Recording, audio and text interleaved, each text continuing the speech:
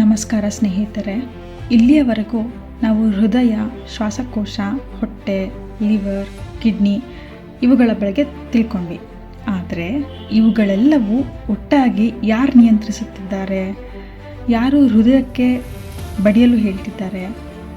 ಯಾರು ನಮ್ಮನ್ನು ಮಾತನಾಡಿಸ್ತಿದ್ದಾರೆ, ನಗಿಸ್ತಿದ್ದಾರೆ, ಅಳಿಸ್ತಿದ್ದಾರೆ, ನೆನ್ಪಿಟ್ಕೊಳ್ಳೋ ರೀತಿ ಯಾರು ಮಾಡ್ತಿದ್ದಾರೆ? ಇವನ್ ಕನಸನ್ನು ಕಾಣ್ತೀವಿ, ಅದೆಲ್ಲ ಹೇಗಾಗ್ತಿದೆ? ಅದೇ ನಮ್ಮ ಮೆದುಳು.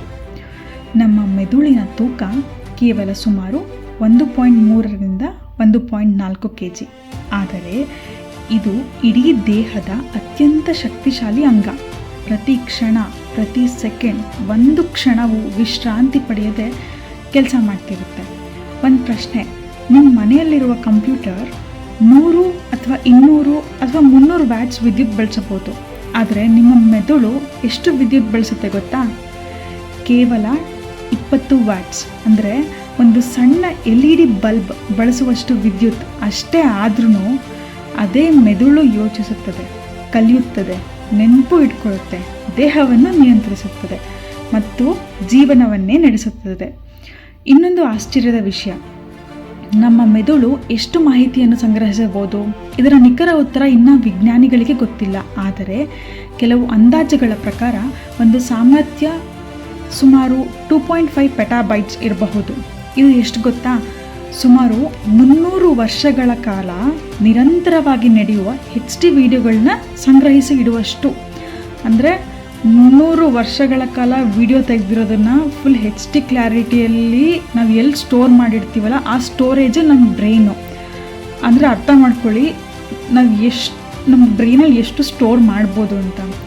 ಈಗ ಕಂಪ್ಯೂಟರಲ್ಲಿ ನಾವು ಫೈಲ್ಸಲ್ಲಿ ಸ್ಟೋರ್ ಮಾಡ್ತೀವಿ, ಆದರೆ ನಮ್ಮ ಮೆದುಳಲ್ಲಿ ಫೈಲ್ಸ್ಗಳ ಮುಖಾಂತರ ಸ್ಟೋರ್ ಮಾಡಲ್ಲ. ನಾವೇನಾದರೂ ಹೊಸದಾಗಿ ಕಲಿತಾಗ ಅದು ನರಕೋಶಗಳ ನಡುವೆ ಒಂದು ಸಂಪರ್ಕವನ್ನು ಜಾಸ್ತಿ ಇನ್ನೂ ಸ್ಟ್ರಾಂಗಾಗಿ ಮಾಡುತ್ತೆ.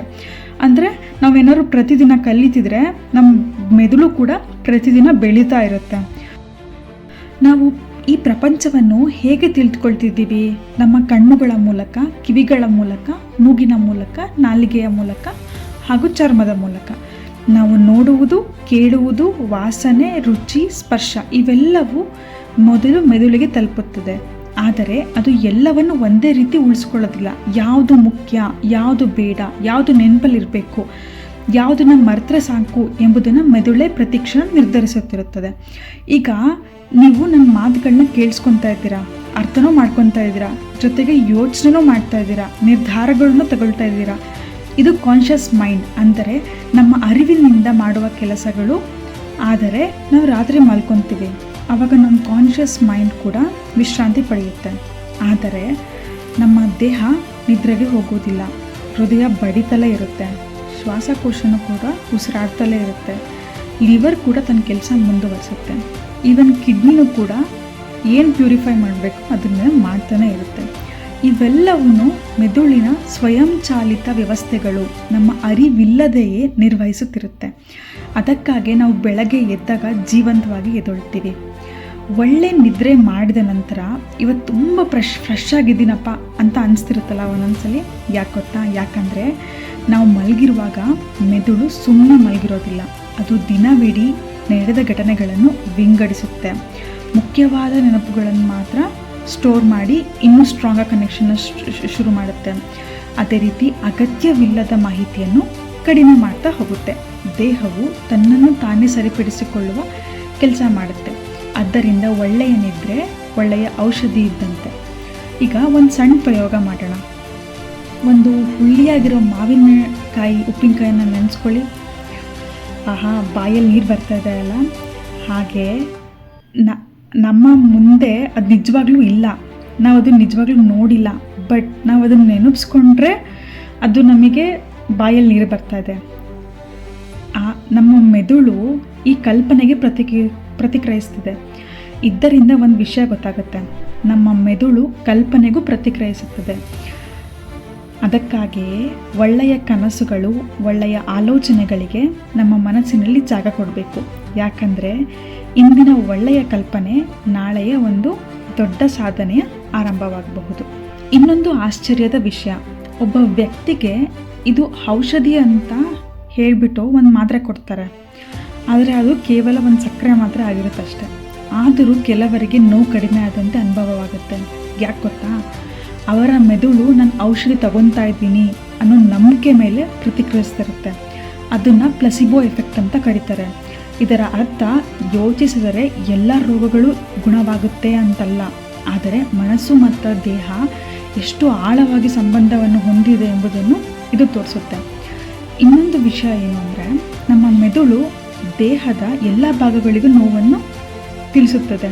ಅಂದರೆ ಇವಾಗ ನಮಗೇನಾದ್ರು ಹೊಟ್ಟೆ ನೋವಾಯ್ತಾ, ನಮಗೆ ಗೊತ್ತಾಗುತ್ತೆ ನಮಗೆ ಹೊಟ್ಟೆ ನೋವಾಗ್ತಿದೆ. ಈವನ್ ಹಾರ್ಟ್ ಪೇಯ್ನ್ ಆದರೂ ನಮಗೆ ಗೊತ್ತಾಗುತ್ತೆ ಪೇಯ್ನ್ ಆಗ್ತಾಯಿದೆ ಅಂತ. ಆದರೆ ಬ್ರೈನಲ್ಲಿ ಏನಾದರೂ ಪೇಯ್ನ್ ಆದರೆ ನಮಗೆ ಯಾರಿಗೂ ಗೊತ್ತಾಗಲ್ಲ. ಅಂದರೆ ಮೆದುಳು ತಾನೇ ನೋವನ್ನು ಅನುಭವಿಸೋದಿಲ್ಲ. ಅದಕ್ಕಾಗಿ ಇವಾಗ ಬ್ರೈನ್ ಸರ್ಜರಿ ಎಲ್ಲ ಮಾಡಬೇಕಾದ್ರೆ ರೋಗಿಯನ್ನು ಎಚ್ಚರವಾಗಿಟ್ಕೊಂಡೇ ಶಸ್ತ್ರಚಿಕಿತ್ಸೆ ಮಾಡಬಹುದು. ನಿಮಗೆ 3 ವರ್ಷದ ಮೊದಲಿನ ಎಲ್ಲ ಘಟನೆಗಳು ನೆನಪಿದೆಯಾ? ಹೆಚ್ಚಿನ ಜನರಿಗೆ ಇರೋದಿಲ್ಲ. ಯಾಕಂದರೆ ಆ ಸಮಯದಲ್ಲಿ ನೆನಪುಗಳನ್ನು ದೀರ್ಘಕಾಲ ಉಳಿಸಿಕೊಳ್ಳುವ ಮೆದುಳಿನ ವ್ಯವಸ್ಥೆ ಇನ್ನೂ ಬೆಳೆಯುತ್ತಿರುತ್ತದೆ. ಆದ್ದರಿಂದ ಬಾಲ್ಯದ ಬಹಳಷ್ಟು ನೆನಪುಗಳು ಮರೆತು ಹೋಗಿರುತ್ತೆ. ಕೆಲವೊಮ್ಮೆ ಹಳೆಯ ಹಾಡೊಂದು ಕೇಳಿದಂತೆ ನಿಮಗೆ ಶಾಲೆಯ ದಿನಗಳು, ಸ್ನೇಹಿತರು, ಹಳೆಯ ನೆನಪುಗಳು ನೆನಪಾಗ್ತಿರುತ್ತೆ. ಒಂದು ವಾಸನೆ ಬಂದರೂ ಕೂಡ ಅದೇ ಆಗಿರುತ್ತೆ. ಯಾಕಂದರೆ ನೆನಪು ಮತ್ತು ಭಾವನೆ ಮೆದುಳಿನಲ್ಲಿ ತುಂಬ ಹತ್ತಿರದ ಸಂಬಂಧವನ್ನು ಹೊಂದಿದೆ. ಈಗ ಪರೀಕ್ಷೆಗೆ ಮುನ್ನ ಇಡೀ ರಾತ್ರಿ ಓದಿರ್ತೀವಿ, ಎಲ್ಲ ನೆನಪಿದೆ ಅಂತ ಅನ್ನಿಸ್ತಿರುತ್ತೆ. ಆದರೆ ಪ್ರಶ್ನೆ ಪತ್ರಿಕೆ ಕೈಗೆ ಬಂದ ತಕ್ಷಣ ಅಯ್ಯೋ ಉತ್ತರ ಯಾಕೋ ಗೊತ್ತಾಗ್ತಿಲ್ವಲ್ಲ, ಅಥವಾ ಉತ್ತರ ಗೊತ್ತಿದೆ ಆದರೆ ನೆನಪಾಗ್ತಿಲ್ಲ, ಇದು ಯಾಕೆ? ಯಾಕಂದರೆ ಮೆದುಳು ಕೇವಲ ಓದುವುದರಿಂದ ಎಲ್ಲವನ್ನು ಶಾಶ್ವತವಾಗಿ ಉಳಿಸ್ಕೊಳ್ಳೋದಿಲ್ಲ. ಅದನ್ನು ಮತ್ತೆ ಮತ್ತೆ ನೆನೆಸ್ಕೊಳ್ತಾ ಇರಬೇಕು, ಅರ್ಥ ಮಾಡ್ಕೊಳ್ಬೇಕು, ಬಳಸಬೇಕು. ಆಗ ಮಾತ್ರ ಆ ನೆನಪು ಬಲವಾಗುತ್ತದೆ. ಅದಕ್ಕಾಗಿ ಒಮ್ಮೆ ಓದುವುದಕ್ಕಿಂತ ಸ್ವಲ್ಪವಾಗಿ ಹಲವು ಬಾರಿ ಓದುವುದು ಹೆಚ್ಚು ಪರಿಣಾಮಕಾರಿ. ಮತ್ತೊಂದು ಮುಖ್ಯ ವಿಷಯ, ಒಳ್ಳೆಯ ನಿದ್ರೆ ಮಾಡುವಾಗ ಮೆದುಳು ಕಲಿತ ವಿಷಯಗಳನ್ನು ನೆನಪಿನಲ್ಲಿ ಗಟ್ಟಿಗೊಳಿಸಲು ಸಹಾಯ ಮಾಡುತ್ತೆ. ಆದ್ದರಿಂದ ಇಡೀ ರಾತ್ರಿ ನಿದ್ರೆ ಮಾಡದೆ ಓದುವುದಕ್ಕಿಂತ ಸರಿಯಾಗಿ ಓದಿ ಸರಿಯಾಗಿ ನಿದ್ರೆ ಮಾಡುವುದು ಹೆಚ್ಚು ಉಪಯುಕ್ತ. ಓದಿದ ಗಂಟೆಗಳೇ ಮುಖ್ಯವಲ್ಲ, ನೆನಪಿನಲ್ಲಿ ಉಳಿಯುವ ಕಲಿಕೆಯೇ ಮುಖ್ಯ. ಇವಾಗ ಕೆಲವು ಮಕ್ಕಳಿಗೆ ಚಿಕ್ಕ ವಯಸ್ಸಲ್ಲೇ ಅದ್ಭುತವಾಗಿ ಆಡ್ತಾರೆ, ಕೆಲವರು ಚಿತ್ರನೂ ಚೆನ್ನಾಗಿ ಬಿಡಿಸ್ತಾರೆ, ಇನ್ನು ಕೆಲವರಂತೂ ಸಂಗೀತದ ಬಗ್ಗೆ ಒಂದು 2 ಇಯರ್ಸಿಂದನೇ ಸ್ಟಾರ್ಟ್ ಮಾಡಿರ್ತಾರೆ. ಹಾಗಾದರೆ ಅವರು ಹುಟ್ಟುತ್ತಲೇ ಎಲ್ಲ ಕಲೆಗಳನ್ನ ತಿಳ್ಕೊಂಡು ಬಂದಿರ್ತಾರಾ? ಇಲ್ಲ. ಆದರೆ ಪ್ರತಿಯೊಬ್ಬರ ಮೆದುಳು ಒಂದೇ ರೀತಿಯಲ್ಲಿರೋದಿಲ್ಲ. ಕೆಲವು ಭಾಗಗಳು ಸ್ವಲ್ಪ ಹೆಚ್ಚು ಅಭಿವೃದ್ಧಿ ಆಗಿರಬಹುದು. ಜೊತೆಗೆ ಕುಟುಂಬದ ಪರಿಸರ, ಬಾಲ್ಯದಿಂದ ಸಿಕ್ಕ ಅವಕಾಶ ಮತ್ತು ನಿರಂತರ ಅಭ್ಯಾಸ ಅವರ ಪ್ರತಿಭೆಯನ್ನು ಇನ್ನಷ್ಟು ಬೆಳೆಸುತ್ತದೆ. ಆದ್ದರಿಂದ ಪ್ರತಿಭೆ ಒಂದು ಬೀಜವಾದರೆ ಅಭ್ಯಾಸ ಅದಕ್ಕೆ ನೀರು ಇಲ್ಲದೆ ಬೀಜ ಮರವಾಗೋದಿಲ್ಲ. ಹಾಗಾಗಿ ಪ್ರತಿಭೆ ಇದ್ದರೂ ಅಭ್ಯಾಸವಿಲ್ಲದೆ ಅದು ಬೆಳೆಯುವುದಿಲ್ಲ. ನಿಮ್ಗೆ ಇವಾಗ ಯಾರಾದರೂ ಒಂದು ಬಾಲ್ನ ಎಸೆದ್ರೆ ನೀವು ಅದನ್ನು ಹಿಡಿತೀರಾ? ಆ ಚೆಂಡು ಎಲ್ಲಿ ಬೀಳುತ್ತದೆ ಅಂತ ನೀವು ಲೆಕ್ಕ ಹಾಕ್ತೀರಾ? ಇಲ್ಲ. ಅದನ್ನು ನಿಮ್ಮ ಮೆದುಳೇ ಒಂದೇ ಕ್ಷಣದಲ್ಲಿ ಊಹಿಸುತ್ತದೆ. ಅದಕ್ಕಾಗಿ ನಾವು ಸೈಕಲ್ ಓಡಿಸ್ಬೋದು, ಕಾರ್ನು ಓಡಿಸ್ಬೋದು, ಚೆಂಡನ್ನು ಹಿಡಿಬೋದು.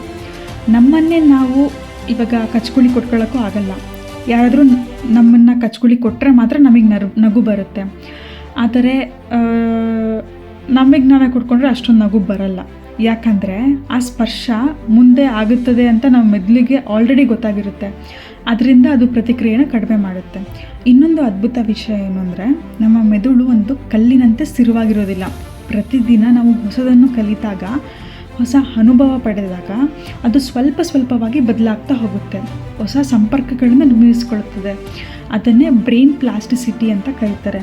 ಅದಕ್ಕಾಗಿಯೇ ವಯಸ್ಸು ಕಲಿಕೆಗೆ ತಡೆ ಅಲ್ಲ. ಹೊಸದನ್ನು ಕಲಿಯಲು ಇಂದು ಕೂಡ, ಈ ಕ್ಷಣವೂ ಕೂಡ ಸರಿಯಾದ ದಿನ. ಮೊದಲ ದಿನ ಸೈಕಲ್ ಕಲಿಯೋದು ಕಷ್ಟ ಆಗ್ಬೋದು, ಕಾರ್ ಓಡಿಸೋದು ಕಷ್ಟ ಆಗುತ್ತೆ, ಟೈಪಿಂಗ್ ಕಷ್ಟ ಆಗುತ್ತೆ. ಆದರೆ ಪ್ರತಿದಿನ ಅಭ್ಯಾಸ ಮಾಡಿದರೆ ಒಂದು ದಿನ ಅದೇ ಕೆಲಸ ತುಂಬ ಸುಲಭವಾಗುತ್ತೆ. ಯಾಕಂದರೆ ಮೆದುಳು ಆ ಕೆಲಸಕ್ಕೆ ಒಂದೇ ಹೊಸ ದಾರಿಯನ್ನು ಸೃಷ್ಟಿಸಿರುತ್ತದೆ. ಅದರಿಂದ ಅಭ್ಯಾಸವೇ ಮೆದುಳಿನ ಸ್ನೇಹಿತ. ಈಗ ಇಲ್ಲಿವರೆಗೂ ನಾವು ತಿಳ್ಕೊಂಡಿದ್ದು ಏನು?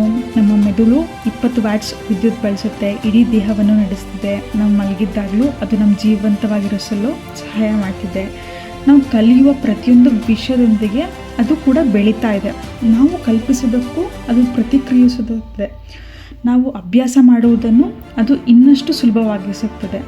ನಮ್ಮ ಜೀವನದಲ್ಲಿ ಅತ್ಯಂತ ಶಕ್ತಿಶಾಲಿ ಆಯುಧ ಹಣವಲ್ಲ, ಅದೃಷ್ಟವೂ ಅಲ್ಲ, ಬಲವೂ ಅಲ್ಲ, ನಮ್ಮ ಮೆದುಳು.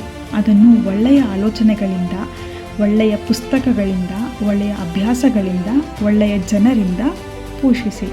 ಯಾಕಂದರೆ ನಿಮ್ಮ ಮೆದುಳು ಬದಲಾಗಿದರೆ ನಿಮ್ಮ ಆಲೋಚನೆಗಳು ಬದಲಾಗುತ್ತವೆ. ಆಲೋಚನೆಗಳು ಬದಲಾದರೆ ನಿಮ್ಮ ನಿರ್ಧಾರಗಳು ಬದಲಾಗುತ್ತೆ.